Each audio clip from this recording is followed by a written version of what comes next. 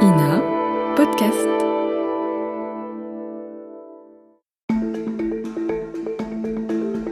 Est-ce le rôle des artistes de faire de la politique, ou du moins de s'engager, de prendre la parole, de transmettre publiquement des messages, des opinions, particulièrement lors d'événements comme le Festival de Cannes qui s'ouvre dans quelques jours? Une question presque philosophique qui divise. Cannes peut-il être aussi un événement politique? Cette année, comme d'autres, des artistes français ou étrangers prendront-ils la parole dans un contexte international extrêmement tendu, et alors qu'un peu partout sur la planète, la montée des populismes se confirme? Tout ça, on en parle avec vous. Violaine Roussel, bonjour.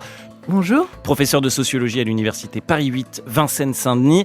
Vous avez beaucoup travaillé sur le sujet de la mobilisation politique des artistes. Violaine Roussel, vous avez observé, vous, un changement de paradigme ces dernières années quant à l'engagement des artistes, notamment des artistes de cinéma ?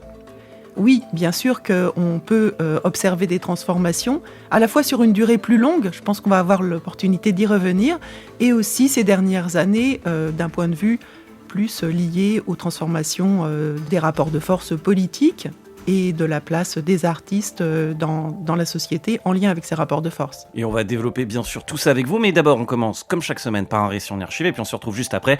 Je m'appelle Théophile Cossa et vous écoutez Le Temps de l'actu, un podcast de l'INA et de l'université Panthéon-Assas. C'est parti. Qu'est-ce que c'est que ce problème ? Il y a un sujet un petit peu complexe pour le débattre en 2 minutes. Enfin, pardon, on n'est pas à l'université. Enfin, je veux dire, excusez-moi. Et le monsieur, qu'est-ce qu'il en pense ? The yes needs a no to win. Again the no. Réfléchissez bien. Et surtout, faites réfléchir autour de vous. Et j'attendais, je ne vous le cache pas, ce moment avec un peu d'impatience. Le temps de l'actu. La politique qui s'invite sur le tapis rouge de Cannes, rien de nouveau. Au contraire, le festival doit même sa naissance, figurez-vous, à la politique, créée en 1939 pour s'opposer à la Mostra de Venise, prise en main à l'époque par l'Italie fasciste et l'Allemagne nazie. Cannes, un festival engagé, 20 ans plus tard, il fait en tout cas parler de lui. Nous sommes en mai 68 et à ce moment-là, en France, il se passe 2-3 petites choses.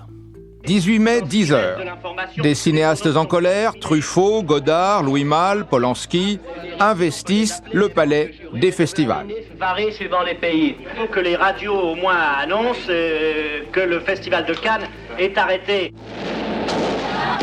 10h05 à Paris. Les manifestations étudiantes battent leur plein.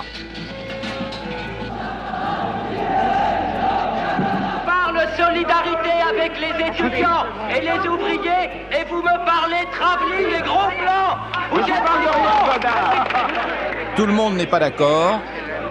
On se bat pour prendre la parole et le micro.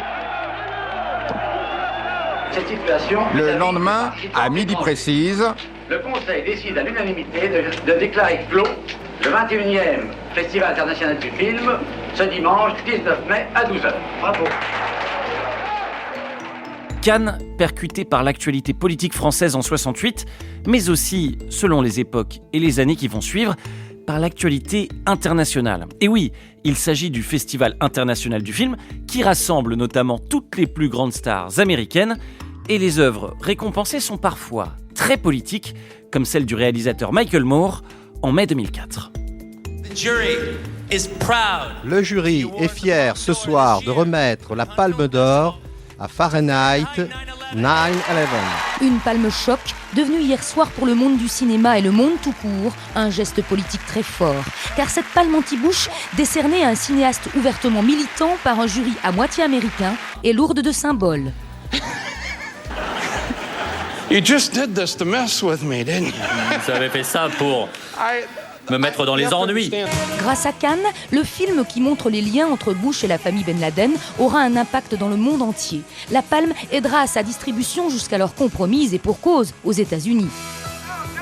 Je crois que les Américains, s'ils connaissent la vérité, peuvent réagir intelligemment. Et je pense modestement que mon film peut les éduquer dans cette recherche de la vérité. 20 ans plus tard, l'actualité internationale s'invite de nouveau sur le tapis rouge. Nous sommes en mai 2022. L'Ukraine se bat depuis 4 mois contre l'envahisseur russe.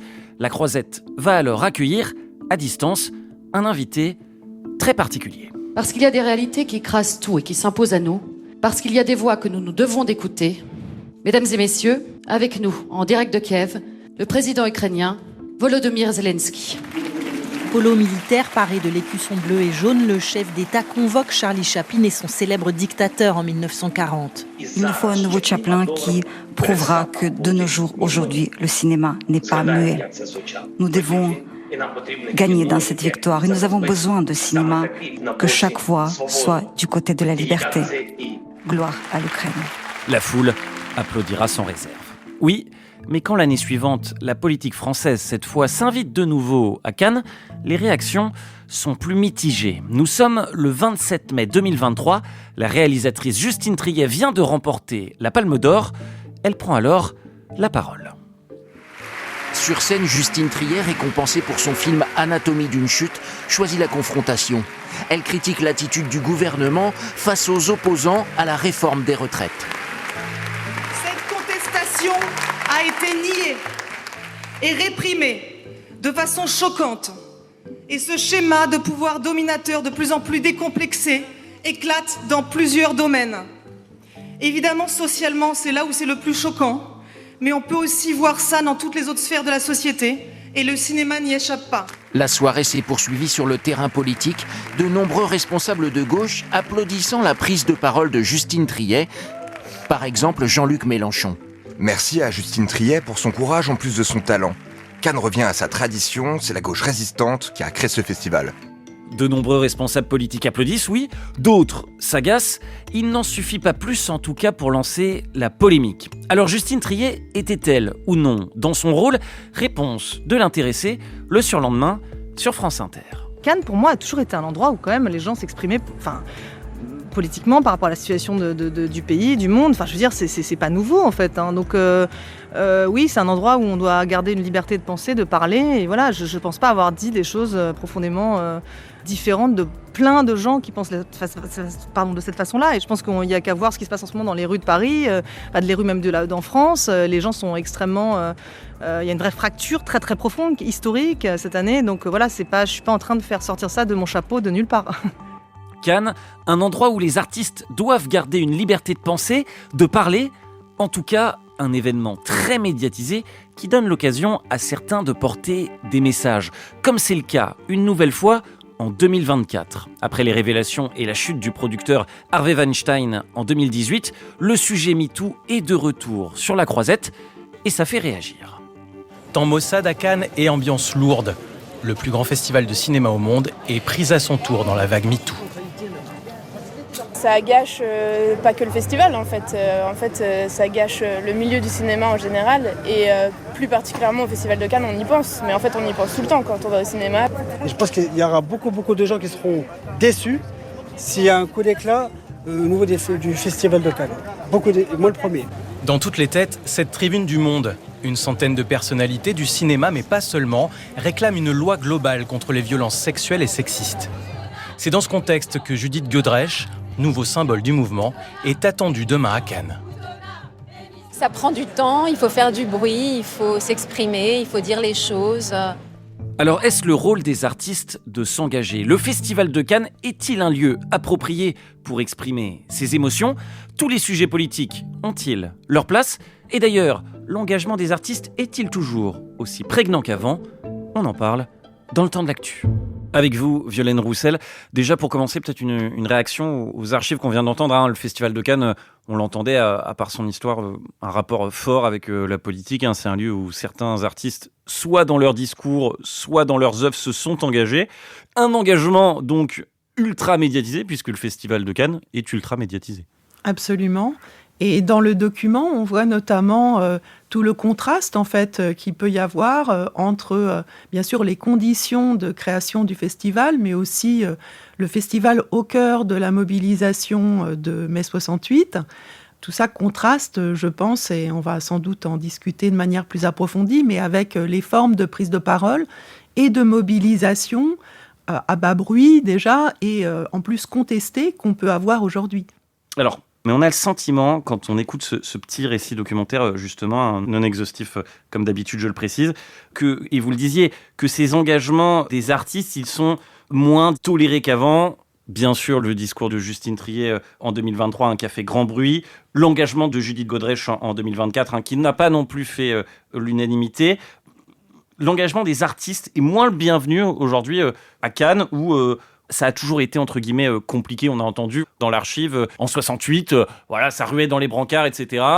Ça a toujours été compliqué ou quand même on voit que c'est moins accepté qu'avant? Un peu les deux, c'est-à-dire que en réalité, comme tout un tas de cas et d'exemples historiques, notamment décrits dans le reportage, nous le rappellent, il y a toujours eu des tensions autour des enjeux de politisation, autour des mobilisations, c'est leur nature même.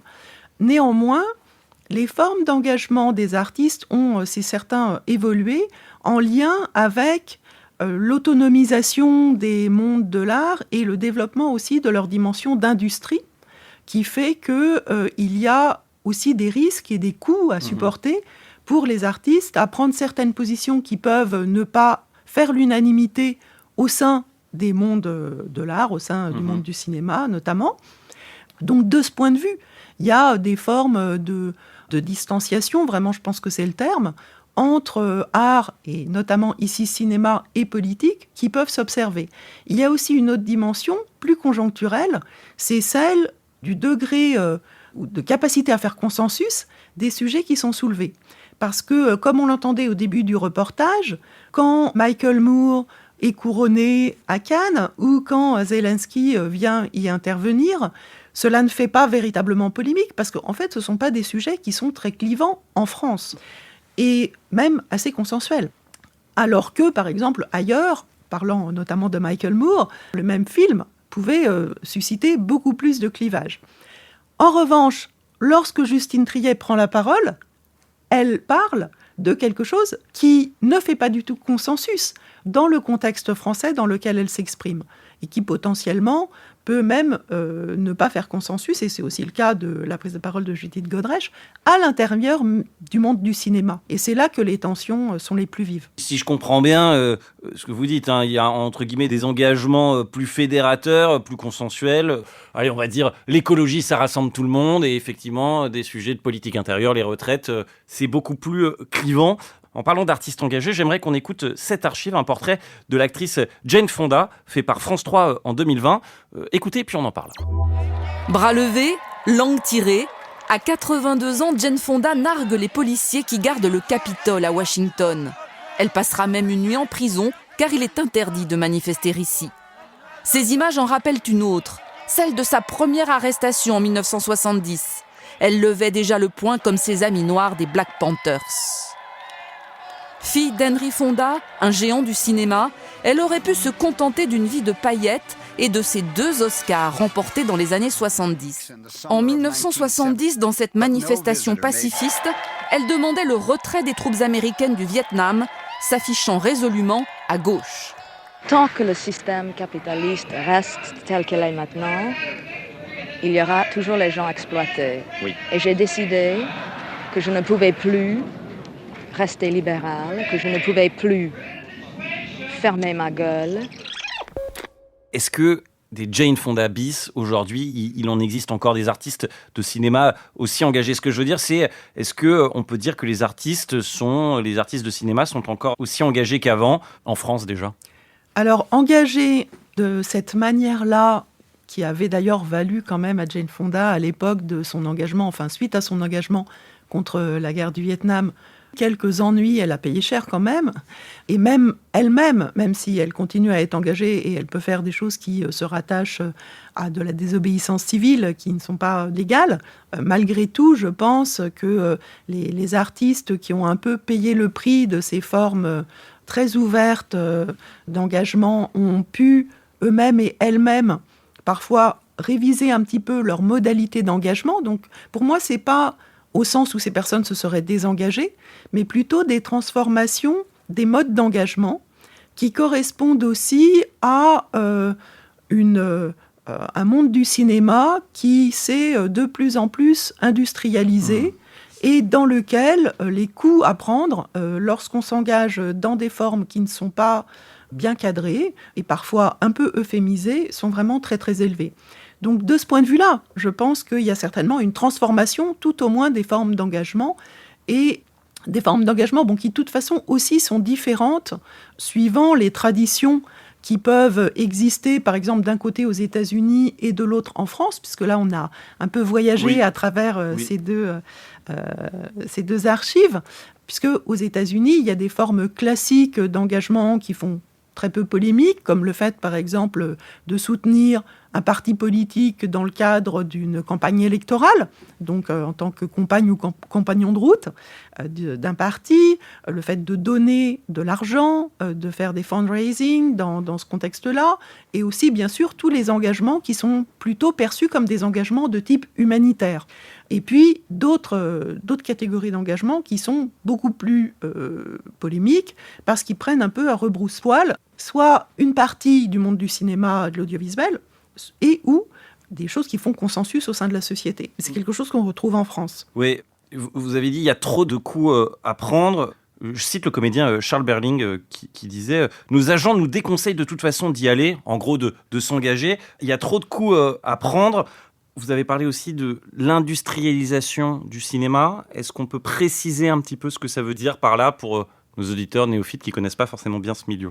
Oui, alors peut-être rebondir d'abord sur cette citation de Charles Berling. Oui, de Charles Berling, qui est très intéressante et qui fait écho en fait à un travail que j'avais mené pendant plusieurs années sur les agences et les agents artistiques à Hollywood, et notamment à un article d'ailleurs que j'avais consacré à cette question du rôle des agents, à la fois avec des effets de limitation de certaines formes d'engagement des artistes, de prise de parole, mais aussi avec une sorte de façonnage des bonnes formes de s'engager si vraiment on veut le faire, avec des grandes agences qui ont même ouvert des fondations dont en fait le but et l'objet, c'est de cadrer les engagements des artistes en leur proposant des engagements à bas coût, en quelque sorte. Clé en main ?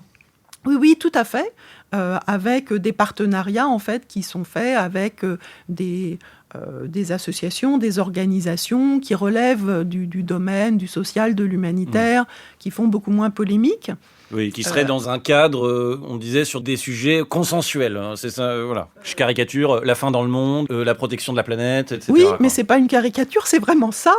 Et par ailleurs, effectivement, l'orientation, c'est aussi d'éviter de s'associer à des films, à des séries, à des productions qui risqueraient d'être étiquetées comme militantes. D'accord.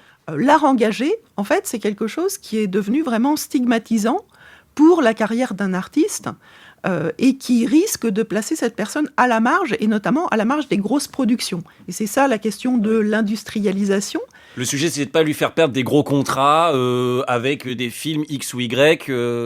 Avec des studios importants, avec des plateformes de streaming qui sont au centre du jeu aujourd'hui, et qui permettent, en fait, il ne faut pas oublier que l'agent touche 10% des contrats de son client ou de sa cliente, et que donc, il faut que ces contrats permettent de faire vivre, pas seulement l'artiste, mais aussi son entourage. Je rebondis sur ce que vous disiez, quand on parle d'industrialisation du cinéma, les plateformes américaines type Netflix, Amazon, Disney, elles jouent un rôle là-dessus, elles incitent aussi à une forme de neutralité ou de côté consensuel chez les artistes ?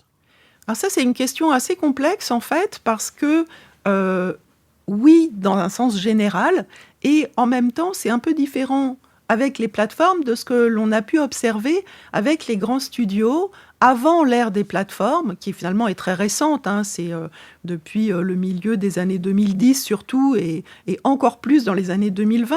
Mais effectivement, le système des grands studios hollywoodiens en particulier, précédemment, c'était quand même la recherche de grosses productions qui pourraient faire rentrer beaucoup de revenus, mais qui coûtaient aussi très cher, étaient donc destinées à être extrêmement mainstream. Donc on cherchait à capter des publics le plus grand nombre. Voilà, et qui pouvaient avoir des préférences politiques ou citoyennes des plus diverses. Et c'était pour ça aussi que les agents avaient tendance à conseiller à leurs clients et à leurs clientes de ne pas prendre le risque de se couper d'une partie de ce large public. Rassembler le plus possible pour s'assurer la suite de sa carrière. Et voilà, ne pas risquer de se couper la possibilité aussi de tourner avec des producteurs ou des réalisateurs qui ne partageraient pas les opinions, les points de vue pris par les acteurs et actrices, par exemple. Et avec les plateformes, c'est quand même un peu différent parce que les plateformes ont un autre modèle économique qui fait qu'elles recherchent, en fait, à occuper des niches. Et donc, cette structure de niche fait qu'on peut avoir des productions qui sont plus directement engagées, on va dire, pas forcément extrêmement polémiques, mais néanmoins, parfois, clairement critiques, et qui visent, en fait, un public bien particulier. Vous pensez à quoi, par exemple ? Est-ce qu'on peut avoir un exemple de niche ? En fait, il y a toute la structure des plateformes, comme Netflix, Disney. Disney+, c'est un petit peu plus compliqué parce qu'il y a tout le passé de Disney. Et une grande partie de la valeur de Disney+, c'est aussi ce catalogue, toute cette histoire qui était quand même plutôt liée à ce que je viens de dire sur le mainstream hollywoodien. Mais une plateforme comme Hulu, qui est maintenant dans le giron de Disney, ou Netflix a cherché à avoir des séries pour les personnes qui cherchent à voir des films gays et lesbiens, oui, plus inclusifs, etc. Ouais. Voilà, et y compris des documentaires qui peuvent être très critiques. Voilà. Donc ça peut être toutes sortes de productions, et il y a aussi des choses qui ne le sont pas du tout, critiques politiquement. Mais justement, la structure en niche permet à ces contenus d'exister. Néanmoins, ça ne veut pas forcément dire que ces contenus sont ceux qui auront le plus de visibilité ou de financement de marketing qui ira dans leur direction. Quand on parle d'industrialisation du cinéma, j'aimerais qu'on revienne 2 secondes en France. On peut citer Canal+, le premier financeur du cinéma français, aujourd'hui en propriété du milliardaire très conservateur Vincent Bolloré. Concernant Canal et Vincent Bolloré, sauf erreur de ma part, on n'a pas entendu un seul artiste de cinéma s'exprimer sur les différentes polémiques autour du milliardaire breton ces dernières années, commenter le projet idéologique supposé du propriétaire de Canal+ ou autre. Est-ce que c'est symptomatique, ça, de l'époque, de cette industrialisation du cinéma ? Quel regard vous portez là-dessus, Violaine Roussel ? Alors, c'est effectivement intéressant de noter la différence qu'il peut y avoir notamment dans le cadre de cet empire Bolloré et de ce qui se passe par rapport au contrôle des médias, puisque là, comme vous l'avez dit très justement, en fait, ce qui se passe, c'est un contrôle de la filière tout entière, en fait, du financement du cinéma, dans lequel Canal+ a un rôle absolument central en France, un rôle premier, principal, jusqu'à la production elle-même, Studio Canal, et toute la chaîne jusqu'à la distribution, les salles, UGC. Donc un contrôle important du cinéma français sous cet angle, qui ressemble beaucoup aux stratégies qu'on a vues se déployer aux États-Unis également. Et ce qui m'a vraiment frappé, c'était les prises de parole et les mobilisations qui ont pu exister dans le monde de l'édition d'un côté et un peu aussi dans celui de la musique d'autre part, vis-à-vis de ce développement du contrôle des médias par Bolloré, alors que dans le monde du cinéma, c'est remarquablement silencieux pour l'instant. Alors bon, c'est pas forcément... ces transformations sont quand même encore en cours, il n'est pas forcément dit que ce sera toujours le cas, mais pour moi, c'est quand même lié aussi au fait que le cinéma, c'est un espace artistique dans lequel on est particulièrement dépendant de grosses organisations et dépendant des autres. La production, c'est quelque chose d'extrêmement collectif. On ne peut pas faire un morceau tout seul, comme quand on écrit une chanson ou même un livre, d'une certaine façon. Le cinéma, c'est un monde dans lequel les interdépendances, la nécessité de travailler avec d'autres et la dépendance à l'égard des grosses structures est vraiment cruciale. Et donc, je pense que oui, cette industrialisation et la dimension aussi globale fait que les gens sont tenus dans des relations qu'il est vraiment très difficile de mettre en cause, en fait. Et donc, c'est la crainte de s'exprimer ou, encore pire, j'allais dire, de participer à des productions qui pourraient être étiquetées de manière qui délégitimerait la personne qui prendrait part à ces productions. Pour conclure, vous qui êtes une fine observatrice de ce milieu, est-ce que vous trouvez le monde du cinéma moins politique qu'avant ? On peut dire que c'est un monde d'où proviennent moins de critiques globales de la politique et de la société, mais ce n'est pas vrai que du cinéma. C'est vrai en général de l'ensemble des sphères sociales qui se spécialisent, qui se sont autonomisées et différenciées. Et par exemple, c'est le cas aussi du monde universitaire. Pour pouvoir faire son métier d'une manière légitime, souvent, il faut d'une certaine manière le dépolitiser. Donc ça s'observe. Néanmoins, je pense que c'est surtout une question de transformation des modalités et des formes dans lesquelles on peut exprimer des engagements. Et ce que je disais tout à l'heure sur le fait qu'il y a une organisation des engagements à travers les grandes agences et leurs fondations, ça veut bien dire quand même qu'il y a des formes d'engagement qui persistent. On peut les considérer moins directement politiques, mais elles existent et elles sont pas forcément sans effet. Finalement, promouvoir la protection de l'environnement, c'est peut-être important aussi. Même si c'est un peu de la com au fond. C'est aussi pas mauvais pour la com, mais c'est peut-être aussi bon pour la planète. C'est vrai qu'il y a cette contrainte dans ces univers de ne pas, d'être lié, surtout quand on a un peu de succès, en tant qu'artiste de cinéma, d'être lié à tout un système, ce que j'ai appelé tout à l'heure les entourages, des agents, des managers, tout un ensemble de personnel. Et c'est pareil pour le fonctionnement des studios, des plateformes, c'est des organisations, c'est des entreprises dans lesquelles les destins des uns sont liés aux destins des autres. Donc les prises de parole, c'est pas l'idée que l'artiste est seul à opérer dans sa bulle et peut faire un peu tout ce qu'il veut. Donc il y a vraiment, on est tenu par des interdépendances, en fait, qui limitent sans doute un peu ce que l'on peut faire. Est-ce le rôle des artistes de faire de la politique ? Nos artistes sont-ils encore aussi engagés qu'avant ? On a les cartes en main en tout cas pour y voir plus clair. Grâce à vous, Violaine Roussel, professeure de sociologie à l'université Paris 8, Vincennes-Saint-Denis. Merci pour vos éclairages. C'était Le Temps de l'actu, un podcast de l'INA et de l'université Panthéon-Assas. Si ce podcast vous plaît, abonnez-vous, mettez des étoiles, des commentaires et parlez-en autour de vous.